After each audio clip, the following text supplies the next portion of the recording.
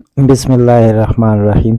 ब्राह्मणाबाद पहुंचकर जय सिंह ने चारों तरफ हरकारे दौड़ाए। राजा दाहिर की शिकस्त से पहले मुल्तान से लेकर राजपूताना तक कई राजा और सरदार अपनी अपनी अफवाज के साथ इसकी मदद के लिए रवाना हो चुके थे, लेकिन महरून की फतह के बाद जब मोहम्मद बिन कासिम ने ब्राह्मणाबाद का रुख करने के बजाय सेवन और सोस्तान की तरफ पेशकदमी शुरू की तो इन्हें ये इत्मीनान हो गया कि ब्राह्मणाबाद के करीब फैसला कुन जंग लड़ने के लिए अभी काफी वक्त है। जून में दरिया भी जोरों पर था और किसी को ये उम्मीद ना थी कि मोहम्मद बिन कासिम इसे उबूर करने के लिए पानी उतर जाने का इंतजार नहीं करेगा। इसलिए उन्होंने रास्ते की मनाजिर नहायत सुकून और इत्मीनान के साथ तय की। राजा दायर को बजाते खुद अपने अंदाजे से बहुत पहले मोहम्मद बिन कासिम के मुकाबले में सफ आरा होना पड़ा। वो दूर दराज से आने वाले बहुत कम मददगार वक्त पर पहुंच सके। सिंह की अफवाज की शिकस्त और इससे ज्यादा राजा दाहिर की मौत की गैर मुतवक्का खबर ने इनमें से अक्सर को बददिल कर दिया था। जय सिंह की मदद के लिए ब्राह्मणाबाद पहुंचने के बजाय वापस होने लगे। जय सिंह इन लोगों की मदद के भरोसे पर एक और फैसला कुन जंग लड़ने का इरादा कर रहा था। चुनाचे इसने ये मशहूर कर दिया कि राजा दाहिर मरा नहीं, वो शिकस्त खाने के बाद जनूबी हिंद के राजाओं की मदद हासिल करने के लिए जा चुका है और चंद दिनों तक अपने साथ एक लश्कर जरार लेकर ब्राह्मणाबाद पहुंच जाएगा। जय सिंह के हरकारों ने मायूस होकर लौटने वाले राजों और सरदारों को यह खबर सुनाई तो वह आखिरी फतह में हिस्सादार बनने की उम्मीद पर यक के बाद दीगरे इसके झंडे तले जमा होने लगे। मोहम्मद बिन कासिम के पास ये खबरें पहुंची थी, उसने फौरन पेशकदमी की। जय सिंह के झंडे तले करीबन 50,000 सिपाही जमा हो चुके थे, इसलिए इसने शहर से बाहर निकलकर मोहम्मद बिन कासिम का मुकाबला किया। मोहम्मद बिन कासिम की फौज में भी सिंध के अवाम के अलावा कई सरदार शामिल हो चुके थे। इन सरदारों की क़यादत भीम सिंह के सुपर थी। ये ब्राह्मणाबाद की दीवारों के बार बार गुमसान का रन पड़ा। जय सिंह के राजपूत साथी निहायत बहादुरी के साथ लड़े। सिंधी सिपाही अरबों के झंडे तले अपने हमवतनों की एक बड़ी तादाद देकर बददिल हो गए। भीम सिंह के पास पुराने साथियों ने इसकी आवाज पर लब्बैक कहा और जंग शुरू होने से पहले मुसलमानों की फौज के साथ शामिल हुए। फिर भी जय सिंह को नए मददगारों की फौज की तादाद पर भरोसा था, इसने बहादुरी से मुकाबला किया। तीसरे पैर सिंधी अफवाज के पांव उकड़ गए और जय सिंह 20,000 लाशें मैदान में छोड़कर जनूब की तरफ भाग निकला। ब्राह्मणाबाद के शाही महल के एक कमरे में राजा दाहिर की सबसे छोटी और सबसे ज्यादा महबूब रानी सुनहरी मसनद पर रौनक अफरोज थी। रानी का नाम लाडी था। इसके खूबसूरत चेहरे पर हुस्न और मलाल के आसार थे। चंद खादमाएं और उमरा इर्द गिर्द हाथ बांधे खड़े थे। प्रताप राय साहब जो कि आहिस्ता आहिस्ता कदम उठाता हुआ कमरे में दाखिल हुआ और रानी के करीब पहुंचकर आयशा से बोला, महारानी जय सिंह को शिकस्त हो चुकी है और दुश्मन थोड़ी देर में शहर पर कब्जा करने वाला है। अब हमारे लिए भाग निकलने के सिवा कोई चारा नहीं, हम सुरंग के रास्ते निकल सकते हैं। रानी ने तुर्श रोई से जवाब दिया, शिकस्त के मुतल्लिक मेरे पास इतला लाने के लिए महल की औरतें काफी थी। तुम मैदान छोड़कर क्यों आए हो? महारानी की हिफाजत मेरा फर्ज था, अब बातों का वक्त नहीं। चलिए, मैंने सुरंग के दूसरे सिरे पर घोड़ों का इंतजाम कर दिया, आप किसी खतरे का सामना किए बगैर अरवर पहुंच सकती हैं। रानी ने तनक कर कहा, तुम्हारे जैसे बुज़दिल की हिफाजत में जान बचाने पर एक बहादुर दुश्मन के हाथों मौत को तरजीह दूंगी। प्रताप राय ने किसियाना होकर कहा, यह मेरे साथ इंसाफ नहीं, मैं आपका एक वफादार खादिम हूं, तुम्हारे लिए इंसाफ का वक्त आ चुका है। ये कहते हुए रानी मसनद से उठ खड़ी हुई और प्रताप राय ने परेशान होकर कहा, महारानी आप क्या कह रही? मैं आपकी भलाई की बात करता हूँ। रानी ने गरजती हुई आवाज में कहा, तुम इस मुल्क के सबसे बड़े दुश्मन हो। सिंध पर यह मुसीबत तुम्हारी वजह से आई है। महाराज को अरबों के साथ जंग मोल लड़ने के लिए तुमने वरगलाया। जयराम को तुमने हमारा दुश्मन बनाया। भीम सिंह और जय सिंह जैसे बहादुर सिपाही तुम्हारी वजह से दुश्मन के साथ जा मिले।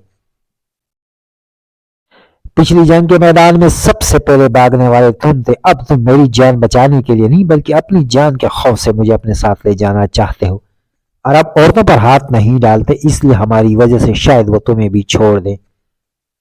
प्रताप राय ने कहा, महारानी आप क्या कह रही हैं? सुनिए, दुश्मन किले में दाखिल हो रहा है। अब वो कोई दम भर में इधर आने वाला है। अगर आपको इसकी कैद की जिल्लत का खौफ नहीं तो मैं जाता हूँ। प्रताप राय ने ये कहकर वापस मुड़ना चाहा, लेकिन रानी ने आगे बढ़कर इसका रास्ता रोक दिया और एक चमकता हुआ खंजर दिखाते हुए कहा, ठहरो, ابھی تمہارا فیصلہ نہیں ہوا۔ پرتاپ رائے نے لوگوں کو ننگی تلواروں کے ساتھ اپنے ارد گرد جمع ہوتے دیکھا تو ایک طرف جس لگا کر تلوار سونت لی۔ رانی ایک درباری کے ہاتھ سے تلوار لے کر اس کے آگے بڑھی اور بولی، بزرگ تمہارے ہاتھ تلوار اٹھانے کے لیے نہیں، چوڑیاں پہننے کے لیے بنائے گئے ہیں۔ پرتاپ رائے نے ایک زخمی درندے کی طرح رانی پر حملہ کیا، لیکن وہ اچانک کترا کر ایک طرف ہو گئی۔ پیشتر اس کے پرتاپ رائے دوسری بار تلوار اٹھا کر 4 سپاہیوں کی تلواریں اس کا سینہ چھلنی کر چکی تھی۔ قلعے میں چاروں طرف اللہ اکبر کے نعرے سنائی دے رہے تھے۔ رانی نے محل کے والا خانے کے ایک دریچے سے چاروں طرف نگاہ دوڑائی۔ قلعے کے دروازے پر سندھ کے پرچم کے بجائے اسلامی پرچم لہرا رہا تھا۔ نیچے کشادہ صحن میں مسلمانوں کی فوج جمع ہو رہی تھی۔ سب سے آگے ایک نوجوان سفید گھوڑے پر سوار تھا اور سندھ کے بے شمار سپاہی محمد بن قاسم کی جے کے نعرے لگا رہے تھے۔ ایک درباری نے سفید گھوڑے کی طرف اشارہ کرتے ہوئے کہا، یہ محمد بن قاسم ہے۔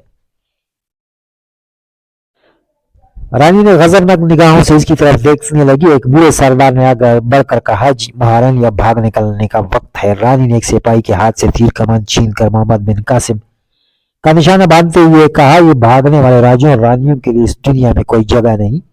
لیکن اچانک کسی کے پاؤں کی آہٹ سنائی دی اور رانی کی توجہ تھوڑی دیر کے لیے دائیں ہاتھ سے ایک دروازے کی طرف مبذول ہو گئی۔ بھیم سنگھ چند سرداروں کے ہمراہ نمودار ہوا۔ رانی نے اسے دیکھ کر منہ پھیر لیا اور دوبارہ محمد بن قاسم کی طرف نشانہ باندھنے لگی۔ نیچے سے چند سپاہیوں نے شور مچایا اور محمد بن قاسم اچانک ایک طرف جھک گیا۔ بیشتر اس کے کہ بھیم سنگھ بھاگ کر رانی کا ہاتھ روکتا تیر کمان سے نکل چکا تھا۔ رانی نے اپنا وار خالی دیکھ کر دوسرا تیر چڑھانے کی کوشش کی، لیکن بھیم سنگھ نے آگے بڑھ کر اس کے ہاتھ سے کمان چھین دیا اور کہا، مہارانی یہ آپ کیا کر رہی؟ بھگوان کا شکر ہے کہ تیر چلاتے وقت آپ کے ہاتھ کانپ رہے تھے، ورنہ آپ ایک فاتح لشکر کے انتقام کا تصور بھی نہیں کر سکتی۔ اگر آپ یہ سمجھتی ہیں کہ ان کے سپہ سالار کی موت سے ان کی فوج کا حوصلہ پست کر سکیں گے، آپ غلطی پر ہیں۔ یہ فوج وہ نہیں ہے جو سپہ سالار کی موت کے بعد میدان چھوڑ کر بھاگ جاتی ہے۔ ان کا ہر سپاہی سپہ سالار ہے۔ رانی نے جذبات کی شدت سے ابیدہ ہو کر بھیم سنگھ کی طرف دیکھا اور کہا، بھیم سنگھ اب تم کیا چاہتے ہو؟ کیا اب تم اپنا بدلہ نہیں لے چکے؟ بھیم سنگھ نے جواب دیا، میں صرف یہ پوچھنے آیا ہوں کہ عرب کے قیدی کہاں ہیں؟ قید خانے سے صرف سراندیپ کے ملاح ملے ہیں۔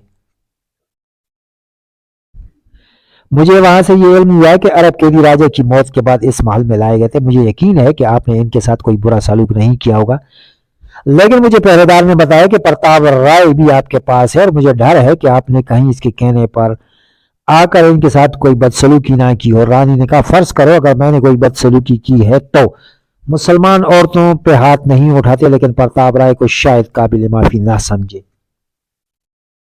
رانی نے کہا، اگر میں اپنے حکم سے انہیں قتل کروا دیا ہو تو بھیم سنگھ نے چونک کر جواب دیا، تو میں یہ سمجھوں گا کہ سندھ کو ابھی اور برے دن دیکھنے ہیں، لیکن مجھے آپ سے یہ امید نہیں۔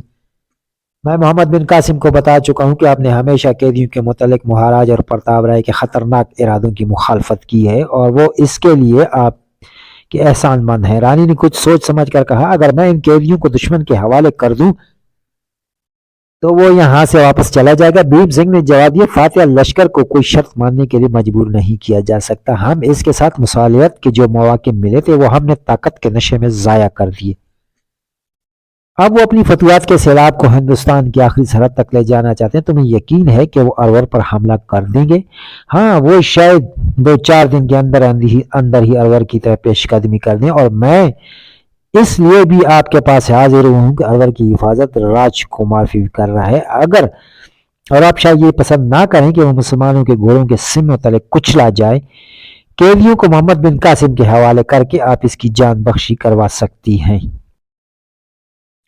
اس کے پاس جس قدر سپاہی ہوں گے اس سے زیادہ سپاہی اب محمد بن قاسم کی فوج میں سندھ سے شامل ہو چکے ہیں۔ راج کمار جس قدر بہادر ہے اس قدر تجربہ کار بھی ہے۔ وہ عربوں کا مقابلہ نہیں کر سکتا، اس کی جان صرف اس صورت میں بچ سکتی ہے کہ وہ ہتھیار ڈال دے۔ رانی نے پھر تھوڑی دیر تذبذب کے بعد کہا، میں نے سنا ہے کہ عربوں کو دولت کا بہت لالچ ہے، اگر وہ واپس جانے پر رضامند ہو تو میں انہیں برہمن آباد کے علاوہ ارور کا خزانہ بھی دے سکتی ہوں۔ بھیم سنگھ نے جواب دیا، وہ ایک اصول کے لیے لڑتے ہیں یا تجارت کے لیے نہیں ہے۔ تمہارے دل میں عربوں کے لیے بہت عزت ہے، انہوں نے تم پر کیا جادو کیا ہے؟ بھیم سنگھ نے چند قدم آگے بڑھ کر نیچے اشارہ کرتے ہوئے کہا، جادو؟ ادھر دیکھیے ان کے جادو نے کس پر اثر نہیں کیا۔ رانی نے نیچے نگاہ دوڑائی، شہر کے سرکردہ سردار اور پروت محمد بن قاسم کے گرد گھیرا ڈال کر اس کے پاؤں کو چھونے کی کوشش کر رہے تھے اور وہ گھوڑے سے نیچے کھڑا انہیں ہاتھوں کے اشارے سے منع کر رہا تھا۔ بھیم سنگھ نے کہا، یہ مہارانی دیکھا آپ نے، یہ وہ لوگ ہیں جو تھوڑی دیر پہلے اسے اپنا بدترین دشمن سمجھتے تھے جب اس نے ہمارے ملک پر حملہ کیا تھا کہ اس کے پاس کل 10-12 ہزار سپاہی تھے۔ اب وہ ہمارے اس ملک سے 30-40 ہزار کے لگ بھگ سپاہی اس کی فوج میں شامل ہو چکے ہیں۔ ہمارے پاس جسم کو بچانے کے لیے ڈالیں تو ہیں، لیکن محبت اور اخلاق سے دلوں کو قلعے فتح کرنے والے حملہ آور کا کوئی علاج نہیں۔ سنگھ کی آئندہ نسلیں محمد بن قاسم کو اپنے دشمن کے بجائے اپنے بہترین دوست کے نام سے یاد کریں گی۔ آپ جانتی ہیں کہ میں بزدل نہیں، میں شکست کھا کر زندہ واپس آنے کی نیت سے لسویلا نہیں گیا تھا، لیکن کاش مجھے اس وقت اٹھا کر اپنی سینے سے نہ لگاتا جب میں زخموں سے چور تھا۔ اس نے مجھے موت کے منہ سے چھینا، میرے زخموں پر مرہم رکھا، میری تیمارداری کی۔ میں نے محسوس کیا کہ دنیا کی کوئی طاقت ایسے دشمن کا مقابلہ نہیں کر سکتی۔ میں مہاراج کے پاس اس لیے نہیں آیا کہ انہیں آگ میں کودنے سے بچا سکوں، لیکن میرے اور پتا جی کے ساتھ وہ سلوک کیا گیا جو مسلمان اپنے دشمن کے ساتھ بھی نہیں کرتے۔ آپ بھی میرے دل میں اپنی قوم کا درد ہے۔ میں آپ کے پاس اسی لیے آیا ہوں کہ آپ کے بیٹے کو تباہی سے بچا سکوں۔ اگر قیدی آپ کے قبضے میں ہیں تو انہیں میرے حوالے کر دیجئے۔ وہ آپ کے محل کے دروازے کے سامنے پہنچ چکے ہیں۔ جب انہیں یہ معلوم ہوا کہ آپ یہاں ہیں تو انہوں نے حکم دیا کہ کوئی سپاہی محل کے اندر پاؤں نہ رکھے۔ رانی نے کمرے کی طرف بڑھتے ہوئے کہا، میرے ساتھ۔ بھیم سنگھ اپنے ساتھیوں کو وہاں ٹھہرنے کا حکم دے کر رانی کے ساتھ ہو لیا۔ رانی اسے پہلے ایک کمرے میں لے گئی جہاں پرتاپ رائے کی لاش پڑی تھی۔ جب رانی نے بتایا کہ پرتاپ رائے اس کی خواہش سے قتل ہوا تو بھیم سنگھ نے کہا، بھگوان کا شکر ہے آپ کو دوست اور دشمن کی تمیز ہو گئی۔ رانی نے جواب دیا، میں اسے شروع سے اپنا دشمن سمجھتی تھی، لیکن کاش مہاراج میری بات مانتے۔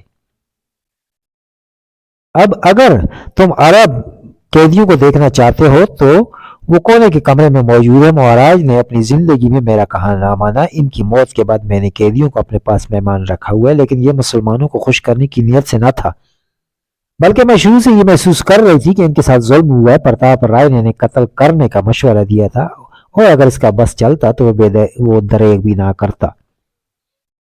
بھیم سنگھ نے کہا، یہ بزدل ہمیشہ ظالم ہوتے ہیں، قیدی اب کیسا محسوس کرتے ہیں؟ رانی نے جواب دی، جہاں تک میرا بس چلا میں نے انہیں کوئی تکلیف نہیں دی، چاہے تم دیکھ لو۔ بھیم سنگھ نے کہا، کیا یہ بہتر نہ ہو کہ محمد بن قاسم خود یہاں آ کر دیکھ لے؟ اسے تشویش ہے۔ رانی نے جواب دیا، یہ لے جاؤ، لے آؤ اسے۔ رانی کی رہنمائی میں محمد بن قاسم، زبیر، خالد، ناہید اور زہرہ کے علاوہ چند سالار محل کے کشادہ کمرے میں داخل ہوئے۔ علی خالد کو دیکھتے ہی بھاگ کر اس کے ساتھ لپٹ گیا۔ رانی اس سے پہلے خود اپنی شکست اور مسلمانوں کی فتح کا حال سن چکی تھی۔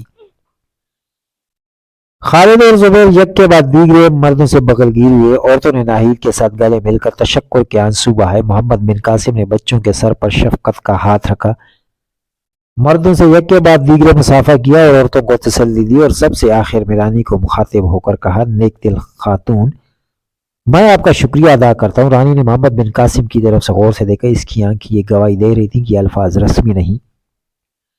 محمد بن قاسم نے خالد اور زبیر سے کہا، میرے لیے ابھی بہت سا کام باقی ہے، تم انہیں اپنے ساتھ لے کر قیامگاہ میں پہنچ جاؤ۔ رانی نے قدرے جھجکتے ہوئے کہا، یہ لوگ اس محل میں رہ سکتے ہیں۔ محمد بن قاسم نے جواب دیا، شکریہ، لیکن آپ کو تکلیف ہوگی۔ رانی نے کہا، اگر میں آپ کی قید میں نہیں ہوں تو کل ارور چلی جاؤں گی اور یہ سارا محل آپ کے لیے خالی ہوگا۔ محمد بن قاسم نے کہا، یہ آپ کو کیسے شک ہوا کہ مسلمان مہمان نوازی کا بدلہ یوں دیا کرتے ہیں؟ اگر آپ ارور جانا چاہتی ہیں تو میں برہمن آباد کے چند سردار آپ کے ساتھ بھیج سکتا ہوں۔ رانی نے سر سے پاؤں تک محمد بن قاسم کو دیکھ کر کہا، اگر میں ارور چلی جاؤں تو کیا وہاں آپ کی افواج میرا تعاقب نہ کریں گی؟ محمد بن قاسم نے کہا کہ یہ ارور ظلم کی بادشاہ کا آخری قلعہ ہے اور میں اسے فتح کرنے کا ارادہ ترک نہیں کر سکتا۔ میں وہاں ایسے قید خانے کا حال سن چکا ہوں جس میں ابو الحسن جیسے کئی اور قیدی دم توڑ رہے ہیں۔ رانی نے کہا، لیکن ابو الحسن تو مر چکا ہے اور ان کے قید خانے میں باقی قیدی ہماری رعایا ہیں، ان کے متعلق سوچنا ہمارا کام ہے۔ اگر آپ کا قانون ہمارے قانون سے اچھا ہے تو اسے اپنے ملک میں چلائیے، ہمیں اپنے حال پر چھوڑ دیجیے۔ عربوں کے ساتھ بدسلوکی کی ہمیں کافی زیادہ سزا مل چکی ہے، لیکن ہم یہ مقصد لے کر اٹھے ہیں کہ ملک خدا کے ہیں اور قانون بھی خدا کا ہونا چاہیے۔ ہم راجا اور ریت کے تفریق مٹا کر تمام انسانوں کو ایک سطح پر لانا چاہتے ہیں۔ ہم جبر و استبداد کے بجائے عدل و انصاف کی حکومت چاہتے ہیں۔ رانی نے کہا لیکن یہ راجا اور ریت کا جھگڑا تو ہندوستان کی ہر سلطنت میں ہے، کیا یہ نہیں ہو سکتا؟ آپ جس طرح باقی ہندوستان میں دوسرے انسانوں کا قانون نظر انداز کرتے ہیں، اس طرح آور کو بھی اپنی حالت پر چھوڑ دیں۔ محمد بن قاسم نے جواب دیا، یہ آپ کو ہمارے متعلق غلط فہمی ہوئی ہے۔ آور ہماری آخری منزل نہیں، میں ہندوستان کی آخری حدود تک اس انقلاب کا پیغام لے کر جانا چاہتا ہوں۔ سندھ سب سے پہلے ہماری توجیہات کا مرکز اس لیے ہے، ستم رسید انسانیت کی دبی ہوئی آواز ہمارے کانوں تک سب سے پہلے پہنچی۔ رانی نے پھر غور سے محمد بن قاسم کی طرف دیکھا اور کہا، تو آپ تمام ہندوستان کو فتح کرنے کا خواب دیکھ رہے ہیں؟ ہاں، میں تمام ہندوستان پر اسلام کی فتح چاہتا ہوں، یہ ایک خواب نہیں ہے۔ رانی نے کہا، یونان سے سکندر بھی یہی ارادہ لے کر آیا تھا اور آپ اس سے عمر میں بہت چھوٹے ہیں، لیکن سکندر بادشاہوں کے مقابلے میں شہنشاہ بن کر آیا تھا۔ اس کا مقصد لوگوں کو بادشاہوں کی غلامی سے آزادی دلوانا نہ تھا، بلکہ انہیں اپنا غلام بنانا تھا۔ میں خدا کی زمین پر انسان کی بادشاہت سے منکر ہوں۔ اسے اپنی طاقت پر بھروسہ تھا، مجھے خدا کی رحمت پر بھروسہ ہے۔ اسے انسانوں کی مدد کا بھروسہ تھا، لیکن مجھے اللہ کی مدد کا بھروسہ ہے۔ اس کی سب سے بڑی شکست یہ تھی کہ اس نے اپنے سپاہی اس سے بگڑ گئے تھے، اور میری سب سے بڑی کامیابی یہ ہے کہ جو کل تک میرے دشمن تھے آج میرے ساتھی ہیں، اور یہ میری فتح نہیں، اسلام کی صداقت کی فتح ہے۔ رانی نے مایوس ہو کر کہا کہ اس کا مطلب یہ ہے کہ آپ ارور پر ضرور حملہ کریں گے؟ یہ میرا فرض ہے، رانی نے ملتجی ہو کر کہا۔ مجھے معلوم ہے کہ برہمن آباد اور ارور کے درمیان کوئی ایسی خندق نہیں جسے آپ پاٹ نہ سکیں، لیکن آپ مجھے کسی نیک سلوک کی مستحق سمجھتے ہیں تو میرے بیٹے پر رحم کریں اور آپ کا آخری دم تک ساتھ دے گا۔ آپ مجھے ارور جا کے اسے سمجھانے کا موقع دیں۔ اسے جیت سنگھ نے یقین دلایا کہ مہاراج مرے نہیں بلکہ زندہ ہیں۔ میں اسے یہ بتانا چاہتی ہوں کہ اب مقابلے سے کوئی فائدہ نہیں، آپ کو یہ وعدہ کرنا ہوگا کہ ہتھیار ڈالنے کے بعد آپ اس سے کوئی بدسلوکی نہیں کریں گے۔ وہ میرا ایک ہی بیٹا ہے، اگر آپ کو اس کا سندھ میں رہنا گوارا نہیں تو میں اسے کہیں دور لے کر جاؤں گی۔ محمد بن قاسم نے کہا، میں یہ وعدہ کرتا ہوں کہ اس کے ساتھ کوئی بدسلوکی نہیں ہوگی، بلکہ حق کے مقابلے میں باطل کی علمبرداری سے دستکشت ہو جانے کے بعد ہم اسے قابل احترام سمجھیں گے۔ آپ کب جانا چاہتی ہیں؟ میں اعلی صبح روانہ ہو جاؤں گی۔ سندھ کا دارالحکومت اگرچہ ارور تھا، لیکن برہمن آباد کی سیاسی اور فوجی اہمیت اس سے کہیں زیادہ تھی۔ آبادی کے لحاظ سے بھی یہ شہر سندھ کا سب سے بڑا شہر تھا۔ فتح کے بعد محمد بن قاسم نے جو خطوط حجاج بن یوسف اور خلیفہ ولید کو بھیجے تھے، ان میں اس نے لکھا تھا کہ سندھ میں قوت مدافعت عملی طور پر ختم ہو چکی تھی۔ ارور کے متعلق مجھے یقین ہے کہ وہاں کی افواج لڑے بغیر ہتھیار ڈال دیں گی۔ اگر انہوں نے مزاحمت بھی کی تو یہ مارکا سندھ کے بار کی مارکوں کے مقابلے نہایت غیر اہم ہوگا۔ سندھ کا آخری اور غالباً مضبوط ترین شہر ملتان ہے، اور اس کی مذہبی تقدس کو مد نظر رکھتے ہوئے شاید پنجاب کے بعض راجہ بھی ملتان کے سندھی حاکم کا ساتھ دیں، لیکن مجھے خدا کی مدد پر بھروسہ ہے۔ برہمن آباد کی فتح سے پہلے محمد بن قاسم کو حجاج بن یوسف کی ہدایات موصول ہو چکی تھیں کہ وہ دشمن کی بے جا نازبرداری نہ کرے، لیکن محمد بن قاسم نے ان خطوط کے جواب میں اس بات کی وضاحت کی کہ سندھ کے باشندے ترکستان اور اسپین کے باشندوں سے بہت مختلف ہیں۔ وہ مسلمانوں کو اپنا نجات دہندہ سمجھتے ہیں اور نیک سلوک کے بعد ان سے بغاوت کی توقع نہیں کی جا سکتی۔ اس کا سب سے بڑا ثبوت یہ ہے کہ کل تک جو سپاہی ہمارے خلاف شمشیر بکف تھے، آج ہمارے دوش بدوش لڑ رہے ہیں۔